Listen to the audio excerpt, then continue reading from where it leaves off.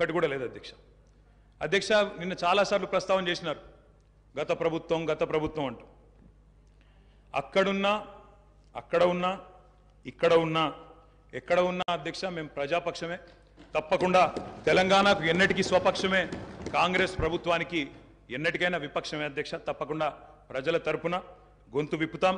అందుకే గతంలోని వారి పరిపాలన ఎట్లా ఉందో ఒక్కసారి తప్పకుండా అద్దం చూపెట్టవలసిన బాధ్యత ప్రధాన ప్రతిపక్షంగా మా మీదనే ఉంది అధ్యక్ష.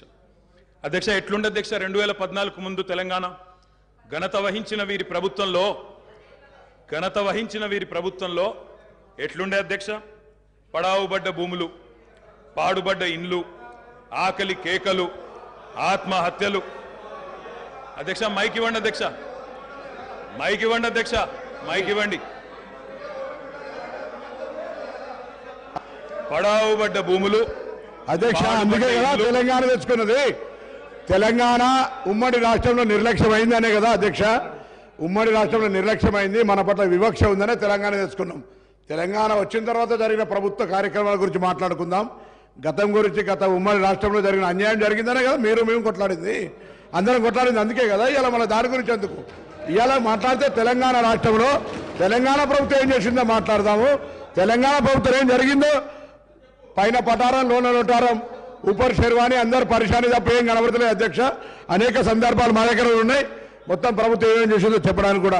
కానీ గౌరవ ప్రతిపక్ష సభ్యులుగా మాట్లాడాలి. కానీ 50 సంవత్సరాల కింది చరిత్ర మా తాత మీసాల నిమ్మకాయలు పెడితే నడవదు సార్. ఇప్పుడు తెలంగాణ వచ్చిన ఇంకేం జరిగింది చెప్పమనండి అధ్యక్ష.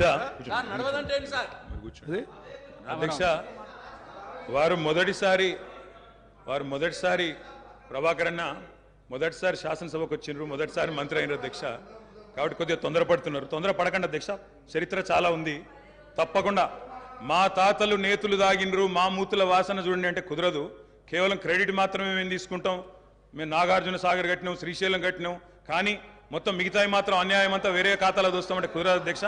బరాబర్ చెప్తాం, ప్రధాన ప్రతిపక్షంగా ప్రజల తరపున బరాబర్ లెక్కలు చెప్తాం. బరాబర్ కాంగ్రెస్ పార్టీ యొక్క ఏమేమి దురాగతాలు ఉన్నాయో అవన్నీ చెప్పవలసిన బాధ్యత మా మీద ఉన్నది. బరాబర్ చెప్తామని చెప్పి కూడా తెలియజేస్తా ఉన్నా అధ్యక్ష.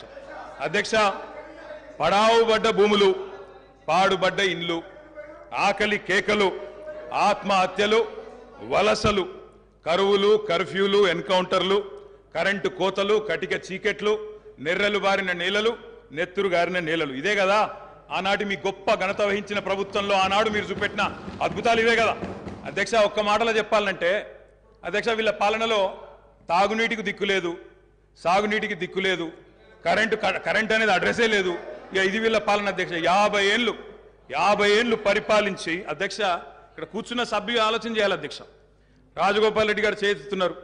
నల్లగొండలో ఫ్లోరోసిస్ తప్ప ఏమిచ్చింది అధ్యక్ష వీళ్ళు? నల్లగొండలో ఫ్లోరోసిస్తో 1,50,000 మంది నడుములు వంగరబోతుంటే మునుగోడు నియోజకవర్గంలో ఒక్కసారి నాకు ఒక కాంగ్రెస్ సభ్యుడు మాట్లాడింది అధ్యక్ష సబ్జెక్టే మాట్లాడుతున్న అధ్యక్ష. తర్వాత సభ్యుడికి ఇష్టం వచ్చినంత టైం ఇవ్వండి, మాట్లాడినివ్వండి, మాకు అభ్యంతరం. ఐఎమ్ నాట్ ఈల్డింగ్ అధ్యక్ష. నల్లగొండలో ఫ్లోరైడ్ బాధలు, దేవరకొండలో పసిపిల్లల అమ్మకాలు, పాత బస్తీలో మైనారిటీ తీరని బాలికల వివాహాలు, మహబూబ్ నగర్లో గంజి కేంద్రాలు, పాలమూరు నుంచే 14 లక్షల మంది వలసలు ప్రతి సంవత్సరం. అధ్యక్ష ముఖ్యమంత్రి రేవంత్ రెడ్డి గారి సొంత నియోజకవర్గం కొడంగల్లో ప్రతిరోజు 2 బస్సులు అధ్యక్ష బొంబాయికి పోయేది. కొడంగల్లో, నారాయణపేటలో, మక్తల్లో ప్రతిరోజు 2 బస్సులు.